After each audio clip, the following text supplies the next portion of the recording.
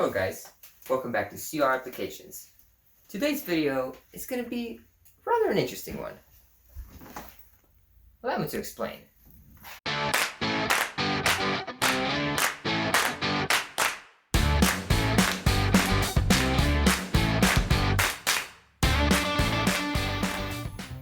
So I've been trying to buy a 3D printer for about 4 years now. I finally saved up enough money and I decided to buy this one. But it didn't work. It wasn't printing.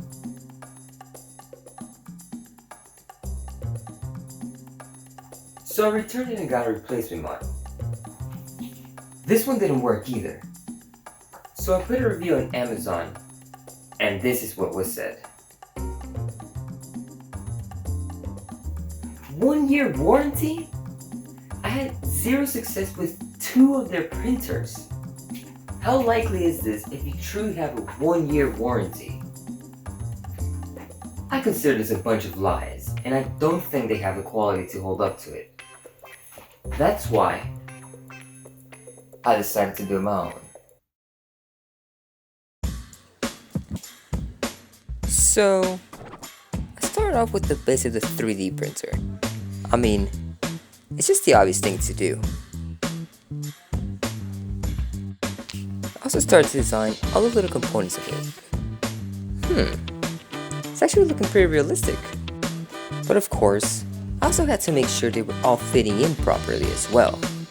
Which is why I'm also doing this section analysis here.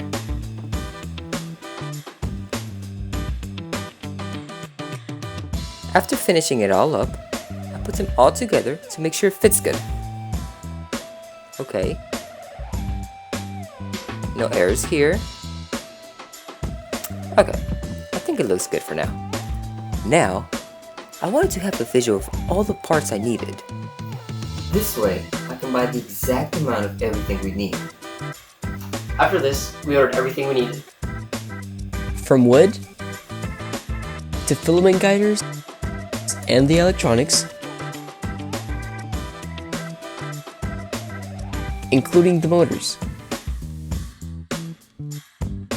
Now, let's get to work.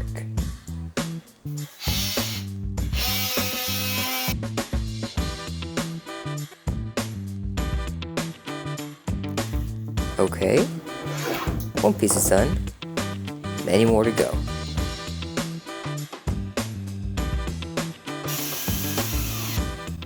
We wanted this to look good, so we decided to add some paint to it.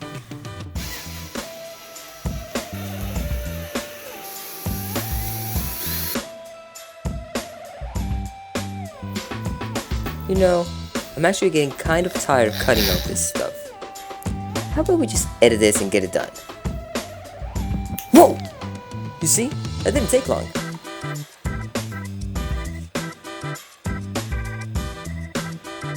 At this point, we realized that we needed a wire so we can plug it into the wall. So we took one off from an old soldering iron that we had laying around.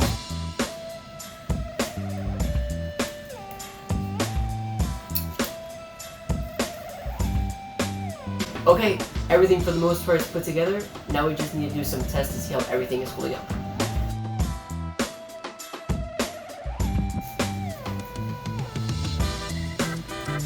We tried pulling the printing bed around, but we noticed that it was trembling and making a noise. We can't have that. After looking into it, we realized that the bearings in the print bed were actually broken. As you can hear, this bearing sounds smooth, while this one, well, sounds really bad. Also, the bearing is moving far too much in the bed, which causes it to tremble while moving. We gotta fix this. An update was implemented, and now, it's moving as smooth as butter. Same issue with the hot end mount. This piece was moving a lot. So we had to remake it. But then, something interesting happened.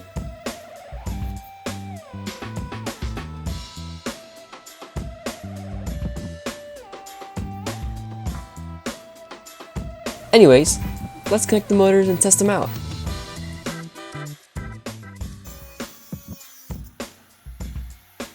Now, it's time to get all the electronics together.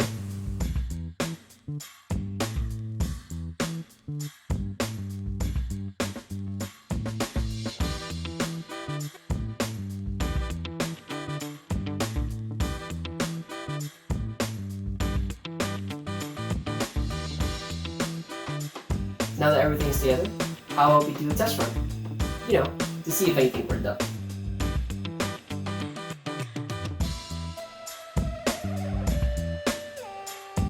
Everything is looking good so far. But let's see how the hot end pulls up. Let me set the temperature to 190 degrees Celsius. Okay, it's increasing steadily. That's great. It looks like the electronics are actually holding up. Well, we know the hot end is working now. But can we get what we were actually looking for this whole time? Some precious molten plastic? Hey, well, I guess the moment of truth.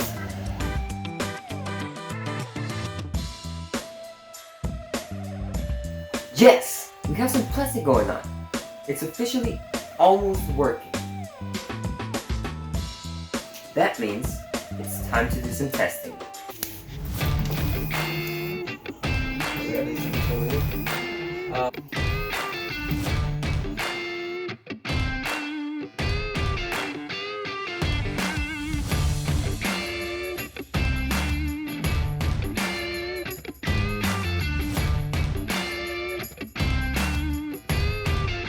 Okay, everything's looking solid, so I think it's time to connect the heater bed.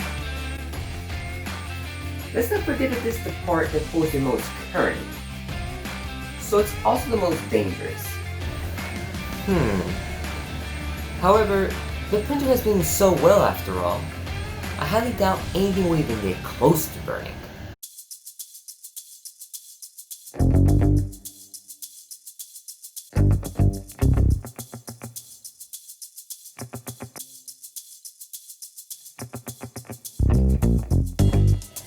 Well, never mind.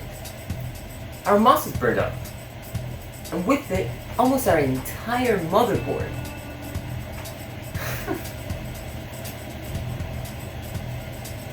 You know what? Let's just ignore it. Nothing's gonna stick to it without it, but whatever. We'll just figure it out.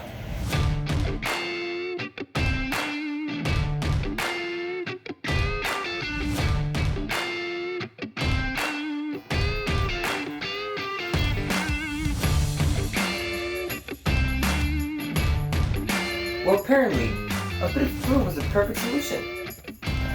I think it's time to do the first test print. It's going to be a 3 cubic centimeter cube, just to see how accurate it is.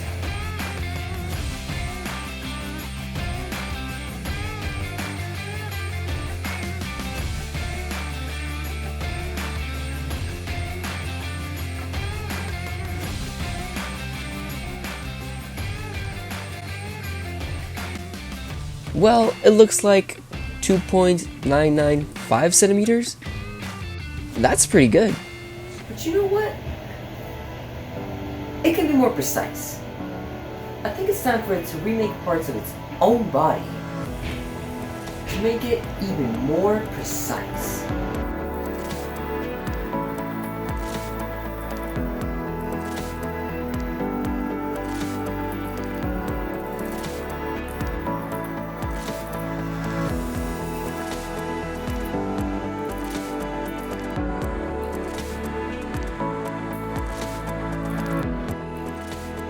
Yes, it's looking a little bit rough, but this is way better than what I did with my own hands.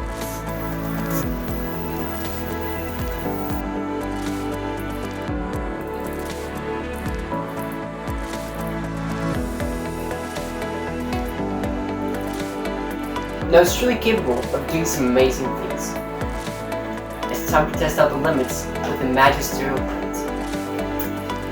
Let's see if it can hold up to it.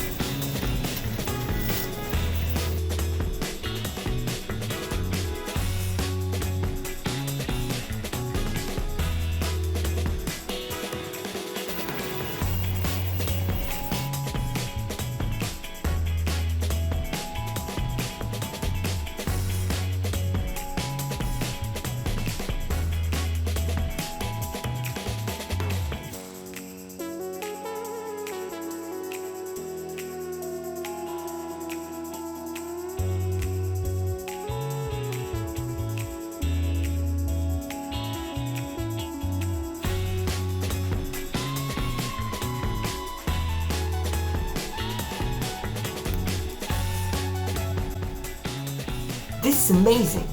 It actually 3D printed the biggest Catholic church in the world. This was built in the Gothic period, by the way. I mean, look at this. Look at all the details. Look at all the details in this.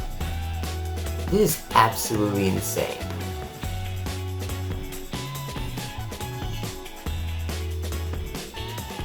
I think this 3D printer is an absolute beast.